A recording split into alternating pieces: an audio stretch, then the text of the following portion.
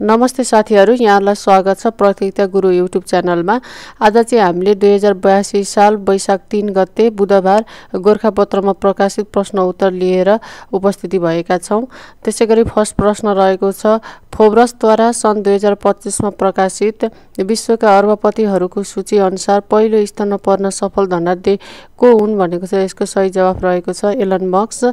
र त्यसैगरी 10 वटा सूचीहरू यहाँ राखिएको छ साथीहरु, बिस्तारै यसलाई हजुरहरुले सरसर्त हेर्न सक्नुहुनेछ।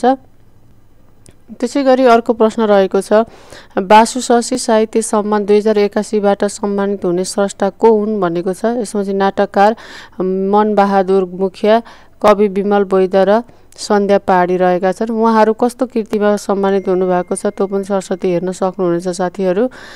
यसैगरी नेपालमा दोस्रो अन्तर्राष्ट्रिय वैज्ञानिक सम्मेलन कहिले आयोजना गरियो भनेको छ। विक्रम सम्वत 2081 चैत्र 14 देखि 16 गतेसम्म। अर्को रहेको छ, लन्डन स्थित स्पेनथोक सिमरिक अवार्ड ट्रस्टले स्पेनथोक सिमरिक अवार्ड 2025 बाट कसलाई सम्मानित गर्यो भनेको छ। पत्रकार चिरण शर्मालाई। यसैगरी अरुण तमर र सुनकोशी नदीको संगम स्थलमा रहेको विशाल ढुङ्गालाई के नामले चिनिन्छ भनेको छ। खुवालुङ। यसैगरी पद्मश्री साहित्य पुरस्कार 2081 कसलाई प्रदान गरियो भनेको छ। कृष्ण गौतम उपन्यास अवैधलाई गरिएको छ। र यसैगरी अर्को रहेको छ, लेखा व्यवसायीको चौथो राष्ट्रिय सम्मेलन कहिले सम्पन्न भएको हो भनेको छ। विक्रम सम्वत 2081 चैत 26 देखि 27 सम्म।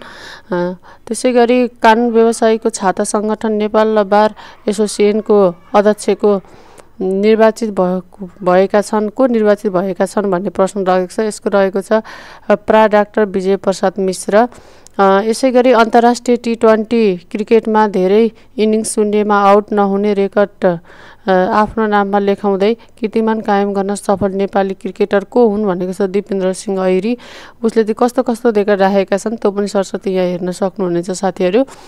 त्यसैगरी अर्को रहेको छ, नगरकोट क्षेत्रको संस्कृति प्रकृति एवं इतिहासलाई प्रवर्धन गर्ने उद्देश्यका साथ नगरकोटको भ्रमण 2082 को सुरुवात कहिले भएको हो भनेको छ। यो चाहिँ 2082 साल वैशाख 1 गतेबाट सुरु भएको छ र आन्तरिक 10 लाख र बाह्य 1 लाख पर्यटन भित्राउने लक्ष्य लिएको छ।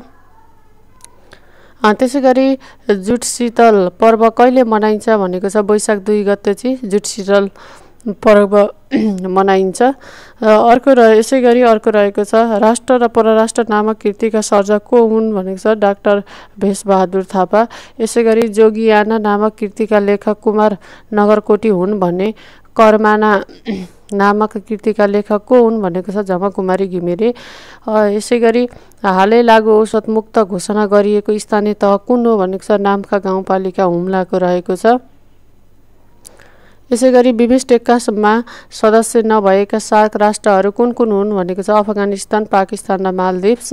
र सार्क सदस्य नभएका बिमस्टेक राष्ट्रहरू चाहिँ थाइल्यान्ड र म्यानमार हुन्।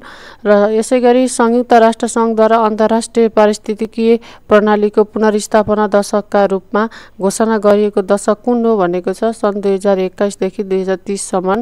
WWF को आदर्श वाक्य के हो भनेको छ।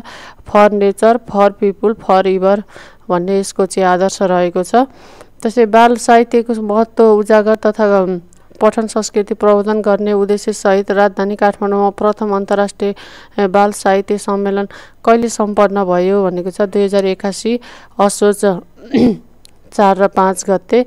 यसैगरी सरकारले याक दिवसका रूपमा मनाउन तय गरेको दिन कुन हो भने वैशाख 7 गते। विक्रम सम्वत 2081 आश्विन 2 को मन्त्री परिषदको बैठकले यो निर्णय गरेको हो। याकलाई राष्ट्रिय निकुञ्ज तथा वन्यजन्तु संरक्षण ऐन 2029 ले संरक्षित वन्यजन्तुको सूचीमा राखेको छ। यसैगरी राष्ट्र बैंकका अनुसार कुन आधार वर्षलाई आधार मानी मूल्य सूचाङ्क गणना गरिने भएको छ। आर्थिक वर्ष 2080-81 लाई। हालसम्म आधार वर्ष 2071-72 को अनुसार मूल्य सूचाङ्क गणना हुँदै आएको छ। साथीहरु, यहाँलाई भिडियो कस्तो लाग्छ च्यानललाई लाइक तथा सब्स्क्राइब गर्न नभुल्नु होला। यस्तै नयाँ अपडेटका लागि।